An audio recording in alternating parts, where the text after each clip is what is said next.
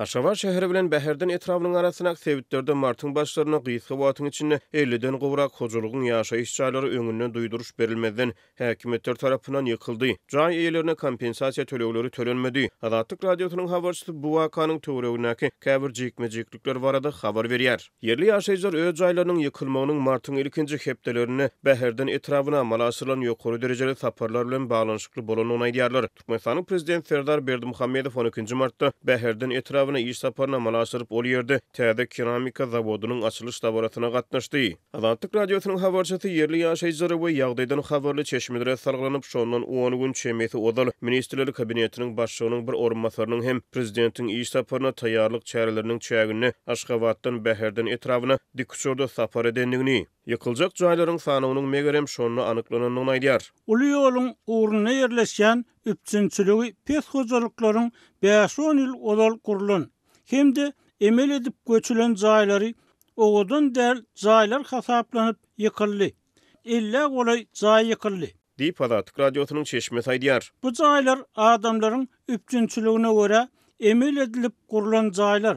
Hatda käbir jaýlarda heniz suwak işler hem geçirilmändir diýip ol sözüniň üstüne ýetirýär. Yerli ýaşaýjylar hutusanly o ýerlerine ýaşaýyş jaý kodeksine ýa-da degişli kanunçylyk namalaryna laýyklykda ýaşaýyş binalary üçin zerur bolan resmi kagydaryň, şolsany döwlet namalaryň düzeltilmeýändigini aýdýarlar. Ýagdaý şeýle bolansaň olar ýykran jaýlarynyň öwedine kompensasiýa ýa-da ýaşamak üçin täze jaý talap edip bilmeýänliklerini aýdýarlar. Prezidentiň Bäherden etrawyna amala aşyran saparyndan 10 gün odal gelip jaýlary ýykdylar we bir günüň içinde ähli binalaryň garynlaryny yük ulaglaryna yüklep kamala ol ýerde odal jaý bolmadyk ýaly tekirläp gitdiler diýip yerli ýaşaýjylar aýdýar. Ýykylan jaýlaryň arasyna heniz penjere oturdurmadyk jaýlaryň marekeni. Şeýle jaýlarda ýaşaýan adamlar sowukdan gorunmak üçin penjereniň ornuna kryonka kakyp oňuşup ýören ekenler. Yerli ýaşaýjylar häkimligiň işgärleriniň ören gysga wagtyň içine gelip ýaşaýyş binalaryny ýykan ýumran edip tekirläp gidenliklerini aýdýarlar. Adamlar kanun tarapdan da, beýleki tarapdan da çäre görüp bilmeýär diýip Azatlyk radiosynyň habarçysy bilen gurrundaş bolan yerli ýaşaýjy aýdýar. Häkim sesiňiz çyksa ähliňize dälhanadan jaý bererin diýip haýbat atýar diýip ol sözüniň üstüne ýetirýär. Bulardan başga da prezidentiň Bäherden etrafyna malasyran saparynyň öňü ýüreşini bu sebäpde ýerleşen beýleki jaýlaryň ençemesiniň üçöklüğiniň hem ýaşlaryňky boýalmagy talap edilipdir. Türkmenistany döwlet ýoly başçylarynyň sebäpleri malasyran saparlarynyň öňü ýüreşini şuňa meňdeş arasaçylyk we awadanlaşdyryş işleri ýaýwanlanýar. Köplenç binalaryň we ýaşaýyş jaýlarynyň göze ilýän taraplaryna boýagy işleri geçirilýär. Maglumaty görä prezident tabara bilen açylan keramika zawodynyň ýerleşýän ýerine dikuşorda barypdyr. Bäherden etraf Aşgabatdan 110 kilometr çemeti Gunubatarda ýerleşýär. Paýtagtdan Bäherdene barýan awtomagistral Arkadaş şäheriniň hem üstünden geçýär. Türkmenistanyň halk maslahatynyň başçy Gurbany Berdimuhammedow Bäherden etrafyna malasyran ýokary derejeli sapardan bir hepde çemeti odal 6-njy martda Arkadaş şäherine nowatdaky iş saparyna malaşyrdy. Bu saparyň dowamyny Berdimuhammedow Aşgabatdan Arkadaş şäherine çene tigir ýoldalarynyň gurulmagyny, şeýle-de atlar üçin çägeli ýollaryň gurulmagyny maslahat berdi. Azatlyk radiosynyň çeşmeleri bu sebäpde onlarça ýaşaýyş jaýynyň ýykylmagynyň, tigir ýoldalarynyň ýa-da atly gedelençlere niýetlenen çägeli ýoldalaryň guruluşy bilen baglanyşykly bolmanyny aýdýarlar. Bir vice-premier prezidentiň Bäherdene etjek saparyndan 10 gün odal dikuçorda sebite aýlanyp, prezidentiň dikuçorunyň geçjek ýerlerinde prezidentiň gözüne iýilip biläjek gelşiksiz jaýlary surata düşüripdir diýip ýagdaýdan habarly çeşmeler aýdýar. Azatlyk radiosu maglumatlar boýunça Aşgabat şäher häkimliginden ýa-da Bäherden etraf häkimliginden tesbir alyp bilmeýär. Türkmenistanyň öňkü ýyllarda hem şäher guruluşyk taslamalarynyn çäklerine ilatyň ýaşaýyş jaýlarynyň ýykylýan halatlary köp bolýardy. Şeýle ýagdaýda öý eýlerine kompensasiýa hökmünde täze jaýlaryň berilýän halatlary hem bolýardy. Ýöne yerli ýaşaýjylar we çeşmeler Bäherdene barýan magistral ýoluň ugruna ýykylan jaýlary direktne kompensasiýany da täze jaýlaryň berilendigini we bu ýagdaýyň gönünden göni ýykylan jaýlaryň iýeçiligi boýunça resmi kagydaryň bolmalygy bilen düşündirilýändigini aýdýarlar. Kompensasiýa ýok, sebäbi owa ýerlerindäki jaýlar üçin döwletnama berilmeýär. Häkimlik diňe binagärlik talaplary berjaý edilip gurulan jaýlara, taslama esasynda gurulan jaýlara döwletnama berýär. Owa ýerlerinde gurulýan jaýlaryň tas ählisi diýen ýaly seismik ölçeglere ýa-da beýleki talaplara gabat gelmeýär. Şol sebäpden olara ne döwletnama berilýär, ne de kompensasiýa berilýär diýip guruluşyk pudugynyň habarly Çeşmedat radiosynyň habarçysy bilen anonim gurrundaşlykda aýtdy. Häzirki wagtda jaýlary ýykylan adamlara heniz jaý wadasy hem berilmedi. diýip ol sözüniň üstüne ýetirdi. Türkmenistanda anyp barýan guruluşyk tasamlarynyň çäklerini häkimetler tarapyndan jaýlary ýykyrýan adamlar öňkü ýyllarda köplenç dogany garandaşlarynyň jaýlaryna wagtlaýyn ýaşaýardy. Prezidentiň Bäherden etrawyna sapar eden gawatlary 11-12 martda bu sebäpden geçýän Aşgabat Türkkomaş ýoluny hem hereket çäklendirilipdir. Türkmenistanda ýaşaýyş meselesi ilatyň ýiti problemlarynyň hataryna galýar. Ýurtda geçiren ilat ýazywynyň netijelerine görä 2020-nji ýylyň dekabryna çenli Türkmenistanda 1.300.000 gowrak ýaşaýyş jaýy, 1.000.000 töwerewi ýaşaýyş binasy belli garanypdyr. Resmi sanlara görä ýurtda ýaşaýyş binalarynyň sany 10 ýyl çemeti wagtyň dowamyny 12,14 götürüm artypdyr. Şeýle-de ýaşaýyş jaýlarynyň sany 13,16 götürüm, olaryň tutýan umum meýdanynyň göwrümi 24,15 götürüm artypdyr. Bu görkezler resmi statistikalara sarglanýar.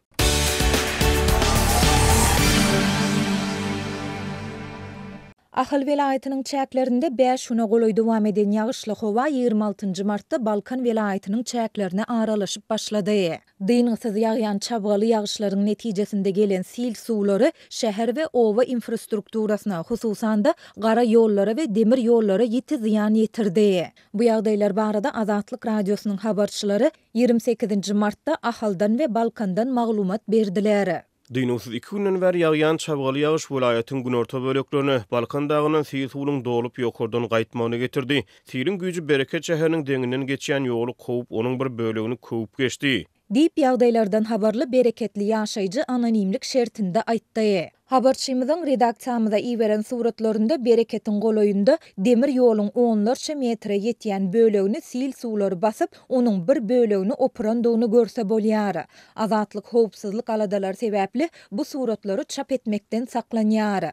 Aşgabat Türkmenbaşy aralygyndaky demir ýolly ýolagçy we ýük otlarynyň ara gatnaşygy kesilip gatnaw togtady. Diýip ýagdaýlardan habarly yerli demir ýol gullugynyň işäri anonimlik şertinde aýtdy. Ýatlatsak, geçen ýylyň maý aýynda ýagan güýçli ýagşyň getiren sil suwlarynyň netijesinde Mari welaýatynyň Tagtawazar etrawynyň goloýunda hem demir ýoluň bir bölegi opurulupdy. Häzirki wagtda Bereket etrawynyň käbir ýerlerinde, hususan da owalarynda ýeke täk gara ýollaryň asfalt gatlagyndan sil suwlary geçip, ýollarda uly çukurlar emele geldi we olarda uly ara gatnaşygy togtady.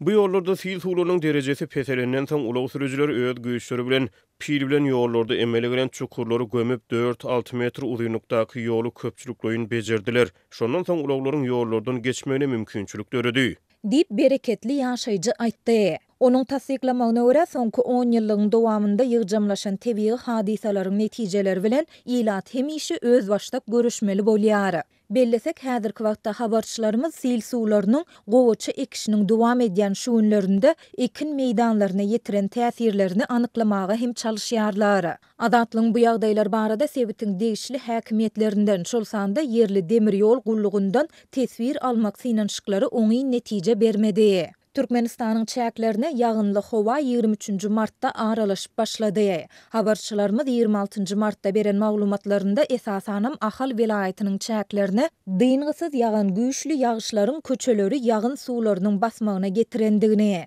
käbir owalarda bolsa sil suwlarynyň köçeleriň we köprüleriň garasyndaky topragy ýuwup transport ara gatnaşygyny, elektrik we gaz üpçünçligini kesendigini habar berdiler. Türkmenistanyň Oba hojalyk we daşky gurşaw goramak ministrliginiň gidrometeorologiýa baradaky gullugynyň resmi web sahypasynda howa hadisalary barada hiç ýyly maglumat ýa-da duýduruş göze ilmeýär. Şeýle-de döwlet telewiziýasynyň Watan habarlary gepleşiginiň 22-nji, 23-nji, 24-nji, 25-nji, 26-njy we 27-nji martda efire berilen sanlarynda hem ýurtda ýagşyň ýagjakdygy barada aýdylsa da onuň depgini ýetirip biljek ýa-da ýetiren täsirleri barada hiç zat aýdylmaýar. Adatça türkmen häkimetleri we mediasy ýurtda boljak adatdan daşary howa hadisalary we onuň ýetirmegi mümkin ýa-da ýetiren täsirleri barada ilata ne öňünden ne de ýanyndan duýduruş maglumat berýärler. Howa maglumatlaryny çap edýän Meteor jurnal neşiri Türkmenistanyň köp ýerinde gaty gurak bolan mart aýynyň ilkinji 10 gününden soň 20-nji martdan 24-nji mart aralygynda, hususan da 23-nji 24-nji martda ýyldyrym çakyp güýçli şemallar bilen güýçli ýagyş ýagandygyny, ýurdun käbir sebitlerinde 1,5 aýlyk ýagyş normasynyň ýagandygyny habar berdi. Käbir sebitlerde esasan Balkan, Ahal we Mary vilayetleriniň käbir ýerlerinde Lewap vilayetynyň gün ortasynda ýağışlar 25-27 mart aralygynda hem dowam eder. Ýöne ıgalyň muktary 23-24 mart aralygyndakydan has az bolar diýip Neşir 24 martda çap eden maglumatynda belleýär. Bu aralykda Ahaldaky habarçymyz sebitde ýağışyň diňendigini we köp maşgalanyň toporlanyşyp ýağışdan soň peýda bolan kömelekler çöplemek üçin meydanlara çykýandygyny habar berýär. Käbir işogur adamlar kömelek çöpleýän çağalardan olary ardan wakadan satyn alyp paýtagtyň bazarlaryna satýarlar. Meydanyny kömelek çöpleýän adamlaryň ýüzünde gülki we saatlyk alamatlary görnýär. Dip ahally ýaşaýjy anonimlik şertinde aýtdy.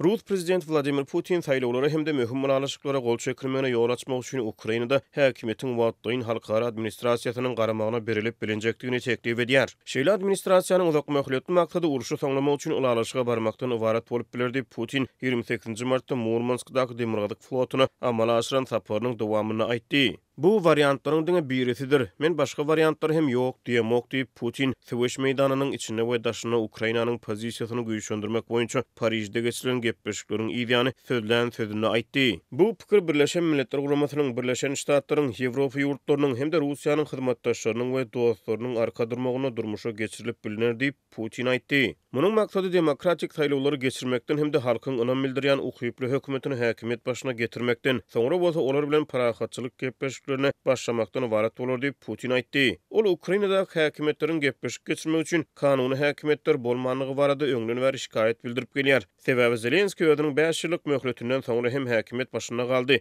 Ukrainada prezident saýlawlary 2024 ýylyň maý aýyna geçirilmeli. Ýöne Ukraina kanunçylygyna görä täze saýlaw geçirilýänçä Zelenski prezident galýar. Olar harby ýagdaýda saýlaw geçirip bilmeýär. Bu ýurtda Russiýa 2022 ýylyň fevral aýynda çoluşa girişeli bäri harby ýagdaý dowam edýär. Putin Ukrainanyň häzirki ýol başlaryny özüniň bir kanun hasaplaýanyny gaýtalap gelýär we şonuň üçin olar bilen resmi namlara gol çekmäge garşy çykýar. Şeýle-de Putin Russiýanyň parahatçylyk ulalaşygyna taýýar bolanyny aýtdy. Ol Russiýanyň çoduruş başlary bäri öňüne goýan ähli maksatlaryny erjerlik we önüm bilen gazanmaga tarap barýanyny aýtdy. Biziň olary gazanjakdygymyza inanmaga esas bar diýip ol belledi. Putin ABC prezidenti Donald Trump'yň akýüreklik bilen çakmyşygy soňlamak isleýändigini hem de Trump'yň ABC we Russiýa arasyna göni gepleşikleri geçirmäge isleg bildirmeginiň Trump'yň parahatçylyk isleýändigini görkezdendigini aýtdy. Ukraina Putiniň soňky beýliklerine heniz reaksiýa bildirmedi. ABŞ-nyň döwlet sekretary Marco Rubio Russiýa bilen arada ýokary derejeli gepleşikleri garaşmak üçin heniz ören ýerdidi. Iki tarap bilen heniz edilmeli işlerken hususan Rus tarapy bilen biz olar bilen uzak wagt bäri gepleşmedik diýip Rubio 27 martda Karibleri amala aşyran saparyndan Birleşen Ştatlara gaýdyp gelýärkä aýtdy. Rubio öňe düşükleri gazanmakda näçerek wagtyň gerek bolup biljektigi barada özüne berilen soragy men bu babatyna wagt aýdyp bilmeýärin, sebäbi ol bize bagly däl diýip jogap berdi. 27 martda İsrail koalisiýasynyň liderleriniň sammitini geçiren Fransuz prezidenti Emmanuel Macron özleriniň Ukrainanyň daşyna öňküsinden hassa jebis bolanlyklaryny hem de Russiýanyň has köp territoriýalary ele geçirmek maksady bilen gepleşikleri udaga çekdirmek planlaryna garşy özleriniň göreş mümkinçiliklerini öpçün edip bilmekleriň zerur bolanyny aýtdy. Biziň maksadymyz aýdyň diýip Macron 20 ýurdun liderleriniň gatnaşan sammitinden soň geçiren metbuat ýygynyna aýtdy. Bu parahatçylygy gazanmakdyr. Munyň üçin bolsa biz Ukrainany ýetip biljek iň ýokary derejesine çykarmalydyr diýip ol aýtdy. Bu sammitde geljekde gazanylacak ýaraşygyň ýa-da parahatçylyk ulalaşygynyň dowamy hökmüne Ýewropa güýçlerini Ukraina ýerleşdirmek mümkinçiliklerine garaldy. Ol ýerde bir näçe ýurdun adyna Ukrainada kepiri geçici güýçleri hereket ederler diýip Macron aýtdy. Ol häzirki wagtda Ýewropa ýol başçylygyny güýçleri iwermek babatyna bir agzdan ulalaşylmanlygyny hem de agza döwletleriň hemmesiniň muňa gatnaşmak babatyna ulalaşmanlygyny ýöne öňe gidişi üçin munyň zerur hem däldigini aýdyp sözüniň üstüne ýetirdi.